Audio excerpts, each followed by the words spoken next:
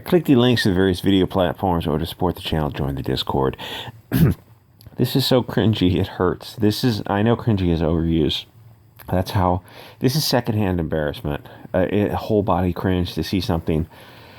To see people who are just so far off their finger, like the pulse of, I don't know how to call it, internet culture, and the pulse of that, and how far away they are from understanding it.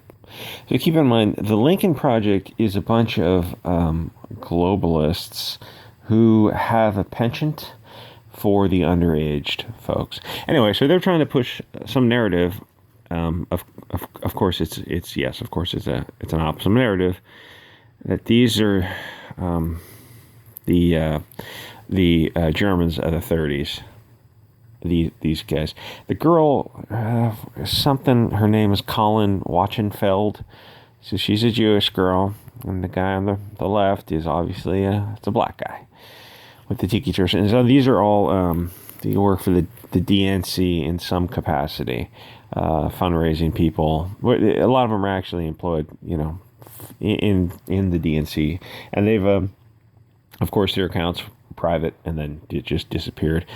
So they're trying to push this thing of multiracial white supremacy, because they're including the black guy, and they're all wearing sunglasses and hats. I guess they're hoping they wouldn't get identified. They got identified like in a couple hours, and they all privated their accounts. I don't know how to they didn't now someone with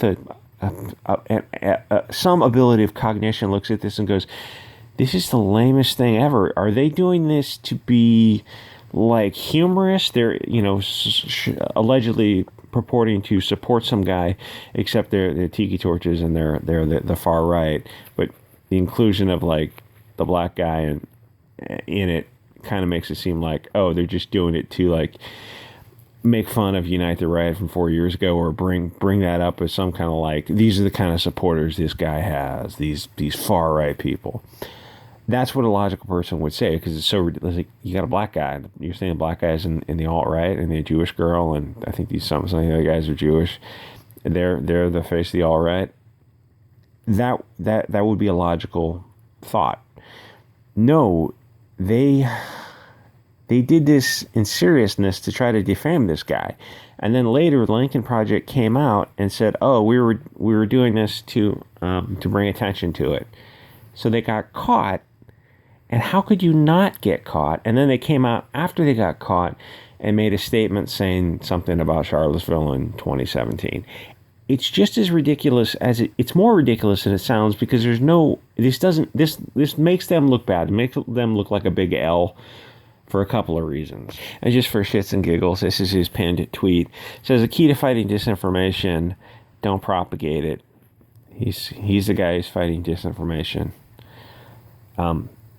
Hey, Glenn Youngkin, would you care to comment about the Nazis at your campaign stop?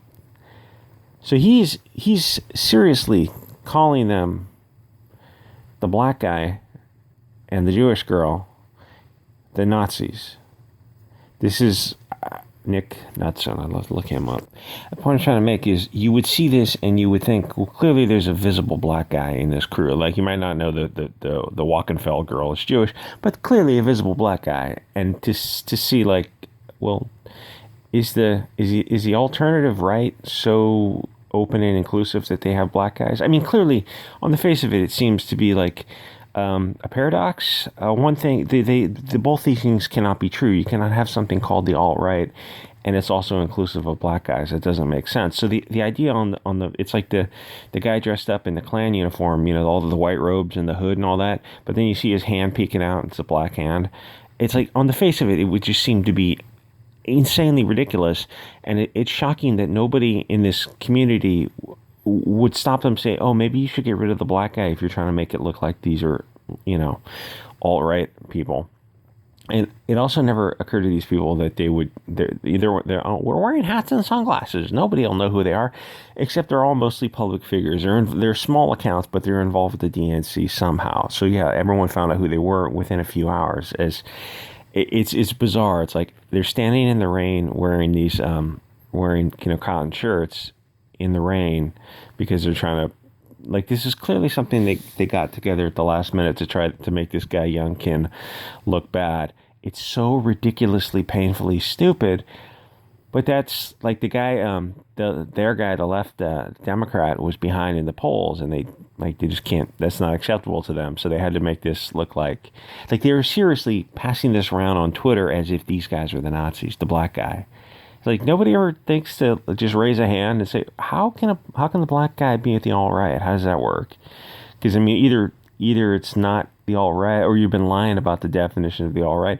None of this makes sense. Anyway, so Tikigate is trending on Twitter after Democrats were busted posting as white who supremacists, the black and the Jewish white supremacists, supposedly supported the Republican Glenn Youngkin. And they seriously tried to pass it off. It's just as insane as it sounds.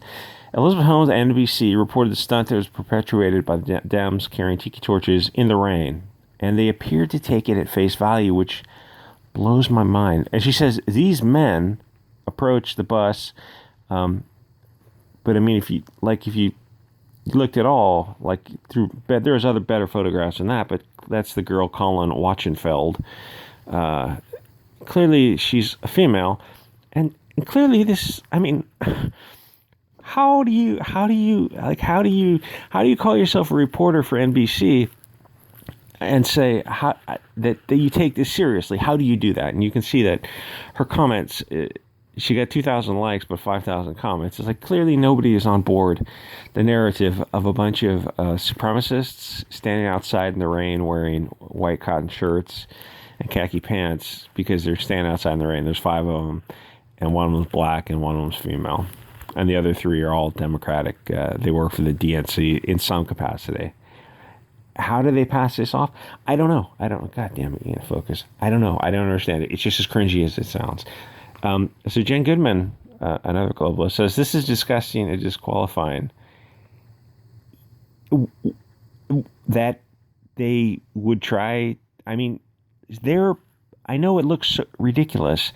They're passing this off as if it's real, as if the black guy and the Jewish girl are the white supremacists and they're supporting this guy. It's just as insane as it sounds. It's like, you're going to get ID'd and people are going to comb through they're all DNC operators. Anyway, it's just as silly as it sounds. You can check out Tikigate on Twitter, and I will see you guys on the next episode.